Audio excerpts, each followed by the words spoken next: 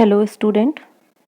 Today we are going to start new topic of the chapter 2, dimensions of physical quantities. Dimension of physical quantities means the nature of physical quantities is described by its dimension. यानी कि किसी भी physical quantity का nature उसके dimensions होती है, उसके through हम लोग डिस्क्राइब करते हैं। डायमेंशन क्या है? डायमेंशन बेसिकली उस फिजिकल क्वांटिटी की यूनिट पर एक पावर होती है। जैसे all the physical quantities can be expressed in the term of 7 base और फंडामेंटल क्वांटिटीज। हमने जैसे पढ़ा है पिछले लेक्चर्स में कि जो फिजिकल क्वांटिटीज होती हैं वो मेनली 7 बेस या फंडामेंटल क्वांटिटीज होती हैं। For example mass, length, time, electric current, thermodynamic temperature, intensity of light and amount of substance. तो the dimension of a physical quantity are the powers to which the fundamental or base quantities are raised to represent their quantity। किसी भी physical quantity की quantity बताने के लिए हम क्या करते हैं, हम उस पर पावर को लगाते हैं। जैसे कि अगर हमारे पास एरिया है तो एरिया को हम लिखते हैं मीटर इंटू मीटर, यानी कि मीटर का यहाँ पर मीटर जो है वो क्या है, एक बेस क्वांटिटी है और मीटर का यूज यहाँ पर 2 बार हुआ है, तो हम उसको लिखते हैं मीटर इंटू मीटर, यानी कि मीटर स्क्वायर। तो मीटर स्क्वायर यानी कि जो स्क्वायर है, जो 2 है, वो क्या है, पावर है, जो इस फिजिकल क्वांटिटी की क्वांटिटी बताती है और जिसको हम कहते हैं डायमेंशन। जैसे यहाँ पर अगर हम एरिया की बात करें तो एरिया इक्वल्स टू होता है मीटर इंटू मीटर। तो यहाँ पर मीटर का यूज 2 टाइम्स हुआ है, तो जिसको हम लिखेंगे मीटर स्क्वायर। तो ये जो 2 है, ये जो पावर है, ये हमें बताती है, ये उसकी डायमेंशन है। यानी कि अब ये जो वैल्यू है, एरिया क्या है, एक 2 डायमेंशनल चीज हो गई जिसमें लंबाई भी है, चौड़ाई भी है, तो ये 2 डायमेंशनल चीज हो गई। तो यहाँ पर इसको हम बोलेंगे कि इसकी ये क्या है, m2, यानी कि m स्क्वायर, यानी कि हम इसको मीटर का जो होता है सिंबल वो होता है l, तो L2 इसका डायमेंशनल फॉर्मूला हो गया। इसी तरीके से अगर हम वॉल्यूम की बात करें तो वॉल्यूम होता है आपका मीटर क्यूब, तो इसको हम डायमेंशन फॉर्मूले के टर्म्स में लिखेंगे L क्यूब। तो L क्यूब क्या है, इसका डायमेंशनल फॉर्मूला है, और डायमेंशनल फॉर्मूले को हमेशा एक ब्रैकेट में लिखते हैं इस तरीके से। ये उसका एक तरीके से रिप्रेजेंटेशन है, जैसा कि यहाँ पर नोट में दे रखा है, using the square bracket around a quantity means that we are dealing with the dimension of the quantity. Some examples are there. The dimension of volume of an object are L3। L3 वही same, L3 को अगर हम उसमें unit में convert करें तो ये क्या हो जाएगा, L यानी कि लेंथ यानी कि मीटर, तो यानी कि metre cube. The dimension of the force, अब फोर्स का डायमेंशन निकालने के लिए क्या करेंगे, force equals to F equals to होता है MA। अब M क्या है, आपका किलोग्राम है, और A क्या है, A क्या है, आपकी एक्सेलरेशन है, और एक्सेलरेशन को हम क्या लिखते हैं, change in velocity per unit time. Change in velocity mean per unit time, तो यानी कि v/t। और v को हम क्या लिखते हैं, v को हम लिख सकते हैं, या वेलोसिटी को हम लिख सकते हैं डिस्प्लेसमेंट अपॉन टाइम। तो ये हो जाएगा d अपॉन टाइम, यानी कि एक बार टाइम पहले से था और दोबारा से फिर टाइम आ गया, तो ये t स्क्वायर हो जाएगा। तो पूरी जो वैल्यू हो जाएगी वो हो जाएगी किलोग्राम, और d यानी कि क्या है, आपका डिस्प्लेसमेंट है, तो kilogram metre upon T square. तो किलोग्राम मीटर पर सेकंड स्क्वायर इसका जो यूनिट होता है वो होता है किलोग्राम मीटर पर सेकंड स्क्वायर। तो अब इसको हम डायमेंशनल में लिखेंगे तो कैसे लिखेंगे, किलोग्राम के लिए m, मीटर के लिए l, और टाइम के लिए t। और t आपका अपॉन में था, तो जब ये t ऊपर जाएगा तो यहाँ पर वैल्यू आ जाएगी -2, और इसको हम ब्रैकेट में बंद कर देंगे, तो ये हो जाएगा डायमेंशन ऑफ द फोर्स, यानी कि MLT-2। नेक्स्ट देख लेते हैं the dimension of energy. Dimension of energy यानी कि वर्क का जो होता है वो होता है F equals to W equals to क्या होता है, F इंटू डी, यानी कि वर्क इक्वल्स टू क्या होता है, फोर्स इंटू डिस्प्लेसमेंट। अब फोर्स का हमने अभी निकाला था, यहाँ पर फोर्स क्या क्या था, MLT-2, और अगेन यहाँ पर क्या है आपका डिस्प्लेसमेंट है, तो डिस्प्लेसमेंट के लिए क्या हो जाएगा, अगेन एल हो जाएगा। तो एक एल आपका यहाँ है, एक एल यहाँ पे है, तो ये L2 हो गया। तो फोर्स, तो ये जो एनर्जी है या वर्क डन है उसका हो जाएगा ML2T-2। तो किसी भी टाइप का जो वर्क डन होता है या किसी भी टाइप की जो एनर्जी होती है उन सब का डायमेंशनल फॉर्मूला क्या रहता है, ML2T-2। नेक्स्ट, डायमेंशनल क्वांटिटी, वो सारी फिजिकल क्वांटिटी जिसको कि डायमेंशन में हम लोग रिप्रेजेंट कर सकते हैं, वो सारी क्वांटिटीज क्या होती हैं, डायमेंशनल क्वांटिटीज होती हैं। जैसे speed, acceleration, momentum, torque, force, work, energy, ये सारी क्या हैं, ये डायमेंशनल क्वांटिटीज हैं जिसको कि हम डायमेंशनल फॉर्मूले में एक्सप्रेस कर सकते हैं। सेकेंड, डायमेंशनलेस क्वांटिटी, वो सारी क्वांटिटीज जिसका कि कोई डायमेंशन नहीं होता, जिसको हमने डायमेंशन में एक्सप्रेस नहीं कर सकते, वो होती हैं सारी dimensionless quantities. For example relative density, refractive index, strain. Relative density यानी कि किन्हीं भी दो डेंसिटीज को आपस में कंपेयर करना, तो ये होती है रिलेटिव डेंसिटी। रिफ्रैक्टिव इंडेक्स एक कांस्टेंट वैल्यू होती है, एक न्यूमेरिकल वैल्यू होती है, इसका कोई यूनिट नहीं होता, और इसका जब कोई यूनिट नहीं होता तो इसका कोई डायमेंशन भी नहीं होता।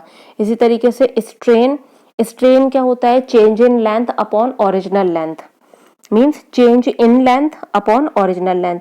तो न्यूमरेटर में भी क्या है, लेंथ, और डिनोमिनेटर में भी क्या है, लेंथ।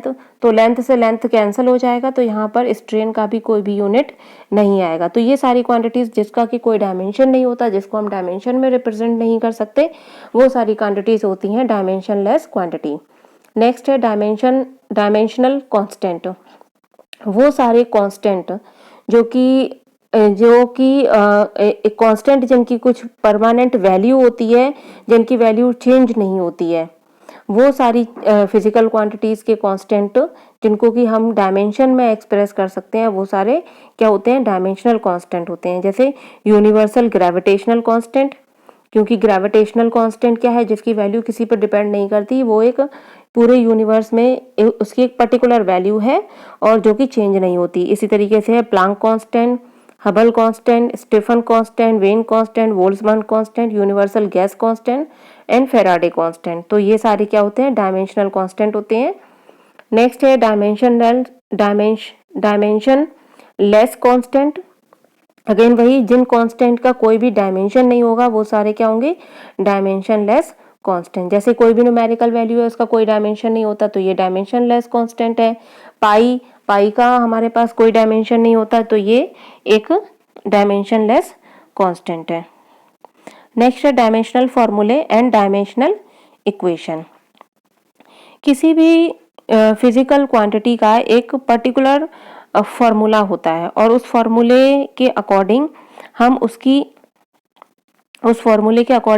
क्या कर सकते हैं, हम उसकी यूनिट बता सकते हैं, और यूनिट से ही हम उसके डायमेंशन को, या फॉर्मूले से ही हम उसके डायमेंशन को एक्सप्रेस कर सकते हैं।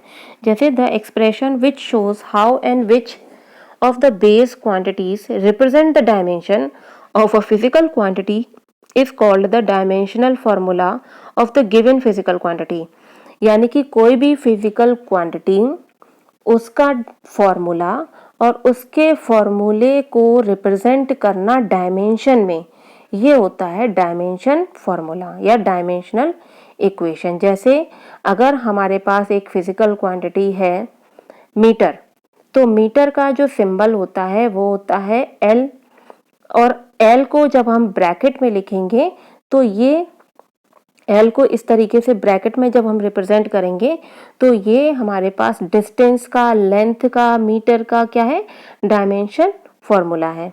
इसी तरीके से एरिया का हो जाएगा m2 यानी कि m स्क्वायर क्या है, इसकी यूनिट, और जब इसको हम डायमेंशन में चेंज करेंगे तो ये हो जाएगा L2। तो L2 इसका क्या है, एक डायमेंशनल फॉर्मूला है। So for example the dimensional formula of the volume, अब वॉल्यूम में क्या होता है, L3 होता है। तो उसमें ना तो किलोग्राम का कोई टर्म है और ना ही टाइम का कोई टर्म है। तो हम इसको या तो m0 t0 के साथ लिख सकते हैं या फिर हम इसको L3 भी लिख सकते हैं। यानी कि जैसे कि आपका इसमें दे रखा है the dimensional formula for the volume, इसमें m की पावर 0 और हमें पता है कि किसी भी क्वांटिटी की पावर जब 0 होती है तो वैल्यू 1 होती है। तो यहाँ पर दे रखा है m0 L3 t0, तो यहाँ पर m और t का टर्म तो है ही नहीं, सिर्फ उसको इस तरीके से रिप्रेजेंट किया गया है। बेसिकली यहाँ पर वॉल्यूम के लिए क्या है L3, आप इसको सिर्फ L3 से भी रिप्रेजेंट कर सकते हो। नेक्स्ट है the dimensional formula of speed. Speed होता है आपका डिस्टेंस अपॉन टाइम, तो यहाँ पर किलोग्राम का कोई टर्म नहीं है, तो m0 यानी कि 1 और LT माइनस 1, क्योंकि t जो आएगा वो आपका आएगा डिनोमिनेटर में, तो जब उसको ऊपर ले जाएंगे तो ये पावर हो जाएगी -1। नेक्स्ट है dimensional formula of acceleration.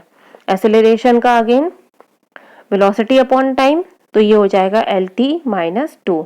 An equation obtained by equating a physical quantity with its dimensional formula is called the dimensional equation of a physical quantity. किसी भी फिजिकल क्वांटिटी को इस तरीके से डायमेंशन में रिप्रेजेंट करना ही उसका या तो डायमेंशनल फॉर्मूला हम कह सकते हैं या डायमेंशनल इक्वेशन कह सकते हैं। जैसे v का अगेन वहां पर दे रखा है m0 L3 t0, a का दे रखा है m और वेलोसिटी का दे रखा है m0 L t माइनस 1। यहाँ पर v जो कैपिटल v है वो है आपका वॉल्यूम और जो स्मॉल v है वो है आपका स्पीड या हम कहें वेलोसिटी, तो इसमें कंफ्यूज नहीं होना है। और a है एसेलरेशन, तो एसेलरेशन के लिए हो जाएगा m0 L t माइनस 2, या तो इसे डायमेंशनल फॉर्मूला कह दीजिए या फिर इसको डायमेंशनल इक्वेशन कहिए। Next dimensional formula for some physical quantities. अब यहाँ पर आपको एक टेबल दे रखी है, इस टेबल को जरा ध्यान से देखिए। फर्स्ट में आपको दे रखी है, फर्स्ट रो में फिजिकल क्वांटिटीज, फर्स्ट कॉलम में आपको दे रखी है फिजिकल क्वांटिटीज, सेकंड में आपको देखिए दे रखा है सिंबल उनके, फिर है फॉर्मूला, फिर डायमेंशनल फॉर्मूला और यूनिट। अब यहाँ पर देखिए जो लेंथ है, लेंथ को हम किस में रिप्रेजेंट करते हैं, मीटर में, और मीटर के लिए क्या होता है L, तो यहाँ पर इसका जो डायमेंशनल फॉर्मूला होगा वो क्या होगा L। अब चाहे आप उसको m और t के साथ लिख दीजिए, चाहे आप उसको सिंपल L लिख दीजिए। इसी तरीके से मास के लिए m होता है, उसमें L का टर्म तो है ही नहीं और टाइम का टर्म भी नहीं होगा, तो इनको 0 0 दिखा देंगे और m की पावर हो जाएगी 1। इसी तरीके से टाइम में आ जाएगा, उसमें अब मास का कोई टर्म नहीं है, L का टर्म नहीं है यानी कि लेंथ का नहीं है, तो टाइम के लिए सिंपली क्या हो जाएगा t, तो इसको हम t को ब्रैकेट में इस तरीके से शो कर सकते हैं। एरिया मीटर स्क्वायर, जिसके लिए क्या हो जाएगा L2, वॉल्यूम के लिए L3, लीनियर डेंसिटी यानी कि मास अपॉन लेंथ। अब मास अपॉन लेंथ इसको देखिए, मास के लिए क्या आ जाएगा किलोग्राम, यानी कि मास के लिए डायमेंशन में अगर क्या आ जाएगा m, मास के लिए डायमेंशन में क्या आएगा m, और लेंथ के लिए क्या आ जाएगा L, तो m L minus 1। Mass density, mass upon volume का होता है L3 और मास के लिए होता है m, तो m अपॉन L3 लिखिए या फिर इसको अपॉन वाले टर्म को ऊपर लेकर जाइए तो और इसको लिखिए m L minus 3। Specific gravity, इसके लिए हो जाएगा density of the substance upon density of the water. अब यहाँ पर दो डेंसिटीज का क्या हो रहा है, दो डेंसिटीज का कंपैरिजन हो रहा है, यानी कि न्यूमरेटर में भी डेंसिटी है, डिनोमिनेटर में भी डेंसिटी है, तो दोनों टर्म किसके हैं डेंसिटी के, तो डेंसिटी से डेंसिटी कैंसिल हो जाएगा और इसमें कोई भी इसकी डायमेंशनल फॉर्मूला नहीं होगा। तो एक तरीके से हम ये कह सकते हैं कि ये एक डायमेंशनल लेस क्वांटिटी है। स्पेसिफिक वॉल्यूम 1 अपॉन डेंसिटी, तो 1 डेंसिटी का जो आपका डेंसिटी का यहाँ पर जो फॉर्मूला है डायमेंशनल फॉर्मूला, उसी को अपॉन करके लिख देंगे, तो ये जो फॉर्मूला है इसको उल्टा करके लिखेंगे तो ये आ जाएगा kilogram inverse metre cube. Next है टाइम पीरियड, टाइम की पीरियड के लिए सिर्फ क्या हो जाएगा t, अगर m के साथ लिख सकते हैं तो इसको m के साथ आप लिख दीजिए m0 L0 t। फ्रीक्वेंसी के लिए 1 अपॉन टाइम पीरियड यानी कि t इनवर्स। नेक्स्ट है डिस्टेंस, डिस्प्लेसमेंट, वेवलेंथ, ये सारे टेबल तो इसमें स्पीड का वही डिस्टेंस अपॉन टाइम, तो डिस्टेंस अपॉन टाइम के लिए डिस्टेंस के लिए क्या लगाएंगे हम, एल, डिस्टेंस के लिए क्या लगाएंगे, एल, और टाइम के लिए टी, तो ये हो जाएगा एल टी माइनस 1। वेलोसिटी के लिए एल अपॉन टी स्क्वायर, तो ये हो जाएगा L T minus sorry M upon इसके लिए भी आपके लिए यही आएगा एल अपॉन टी, स्पीड और वेलोसिटी सेम रहता है, तो L T minus 1। Velocity gradient, velocity gradient यानी कि वेलोसिटी को लेंथ से डिवाइड करना, तो यहाँ पर वेलोसिटी का जो डायमेंशनल फॉर्मूला है वो तो होगा ही, अपॉन में उसके साथ आ जाएगा टी इनवर्स, तो ये हो जाएगा एल से एल जब आप करेंगे तो ये आपका कैंसिल हो जाएगा। जैसे मैं अभी आपको यहाँ पर करके बताती हूँ। वेलोसिटी, वेलोसिटी का हमें पता है, वेलोसिटी का यानी कि डीवी का होगा L T minus 1 upon L, तो एल से एल कैंसिल, तो क्या आ गया टी इनवर्स। अब आप चाहे इसको इतना छोड़िए या फिर आप इसको लिखिए m0 l0 t माइनस 1, आप इसको इस तरीके से रिप्रेजेंट कर सकते हैं जैसा कि यहाँ पर ये दे रखा है। क्लियर। नेक्स्ट है एक्सेलरेशन, वेलोसिटी अपॉन टाइम, तो ये हो जाएगा एम एल टी माइनस 2। आप एक एक फॉर्मूले को नोट करिए कॉपी में, फिर उसके यूनिट निकालिए, यूनिट के अकॉर्डिंग उसको डायमेंशंस में चेंज करिए, ये आपको खुद ब खुद आ जाएगा। मास इनटू वेलोसिटी यानी कि मास के लिए m और वेलोसिटी का वही एल टी माइनस 1। फोर्स जो कि मैंने आपको पहले निकाल के दिखाया, force constant, force upon extension, अब एक्सटेंशन आपका लेंथ में होगा तो यहाँ पर l का जो टर्म है वो कैंसिल हो जाएगा, तो इसके लिए आ जाएगा m l0 t minus 2। Next है इम्पल्स, फोर्स इनटू टाइम, तो फोर्स का हो जाएगा आपका और उसके साथ आपको टाइम का और इसमें मल्टीप्लाई हो जाएगा, यानी कि फोर्स के लिए हो जाएगा m l t माइनस 2 और एक टाइम का इसमें मल्टीप्लाई और होगा यानी कि t। अब यहाँ पर देखो t की पावर यहाँ पर -2 है और यहाँ पर t की पावर 1 है, तो ये यहाँ से एक पावर कैंसिल हो जाएगी, तो ये हो जाएगा m l t माइनस 1, ये फॉर्मूला आएगा। क्लियर। नेक्स्ट इसी तरीके से work, force into displacement, ml2 t minus 2, work का और एनर्जी का सेम रहता है ml2 t माइनस 2, इसको आप लर्न कर लीजिए।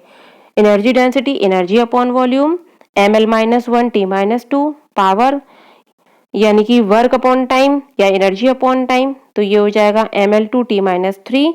Pressure, force upon area, ml minus 1 t minus 2। Pressure head m0 l t0 यानी कि ये सिर्फ इसका क्या आएगा, इसका सिर्फ आपका लेंथ आएगा, इसमें क्या आएगा, इसमें सिर्फ लेंथ, यहाँ पर जो है ये सिर्फ लेंथ आ जाएगा। नेक्स्ट है ग्रेविटेशनल से रिलेटेड है, यहाँ पर gravitational potential L2 t minus 2, ये आप 11th के 7th जब 6 चैप्टर पढ़ोगे, वॉल्यूम 2 बुक पढ़ेंगे 6 चैप्टर में, तो वहाँ पर ये आपके सारे फॉर्मूले आएंगे और इन सारे फॉर्मूलों के डायमेंशनल निकालना भी सिखाया जाएगा। ये होगा यूनिवर्सल ग्रेविटेशनल कांस्टेंट यानी कि जी की वैल्यू आप इस तरीके से निकाल सकते हैं, F इक्वल्स टू होता है G m1 m2 upon are square. अब यहाँ से जी की वैल्यू निकालेंगे यानी कि F into R square upon यहाँ से हो जाएगा एम स्क्वायर, ये हो जाएगा जी। तो यहाँ से हम ग्रेविटेशनल कांस्टेंट की वैल्यू को कैंसिल कर सकते हैं, कैलकुलेट कर सकते हैं, तो ये आपका आ जाएगा m minus 1 l3 t minus 2। Intensity of gravitational field ये हो जाएगा L1 t माइनस 2। ये सारे जो डायमेंशनल फॉर्मूले हैं ये आपको निकालने आने चाहिए, इनको लर्न करने की जरूरत नहीं है, हमें फॉर्मूला पता होना चाहिए। अगर हमें फॉर्मूला पता है तो हम उसका डायमेंशनल फॉर्मूला इजीली निकाल सकते हैं। इसी तरीके से ये कुछ और फॉर्मूले दे रखे हैं, तो आप इन फॉर्मूलों को पढ़ लीजिए और अपनी कॉपी में नोट कर लीजिए। Thank you.